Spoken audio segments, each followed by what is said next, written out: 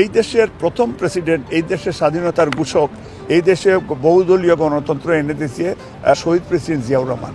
এই দেশে mother of democracy বাংলাদেশে পার্লামেন্টারি ইন্ট্রোডিউস করেছেন দেশনেত্রী বেগম খালেদা জিয়া, এবং যে নেত্রী স্বৈরাচার বিরুদ্ধে আন্দোলন 9 বছর টানা করেছেন, সেই নেত্রীর প্রতি আপনি আসার আগেও দেখেছেন বা মাত্র 3 ঘন্টার নোটিশে দলের কোটি কোটি মানুষ ঢাকা শহরে ওনাকে সিয়াপ করতে আসছে।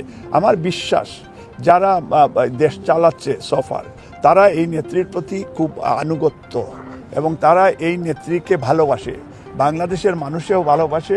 সেই হিসাবে এটা আমরা জানি যে ভারতীয় কনস্পিরেসি হলে এটা আমরা বিশ্বাস করতাম, কিন্তু এই সরকার ভারতীয় কনস্পিরেসি ঊর্ধ্বে, এবং সেই হিসাবে তাদেরই ন্যাশনাল লিডার দেশনেত্রী বেগম খালেদা জিয়া। তো সেইখানে আমার বিশ্বাস যে এই ধরনের কোনো আভাস আমার কাছে মনে হচ্ছে না।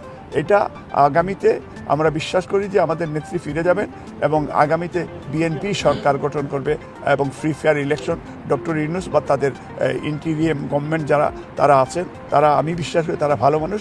বাংলাদেশের সেনাবাহিনীও তারা খুব, এইবার দেখলাম বেগম খালেদা জিয়াকে তারা কীভাবে সিয়াপ করেছেন, আমরা গ্রেটফুল, আমরা ধন্যবাদ সবাইকে।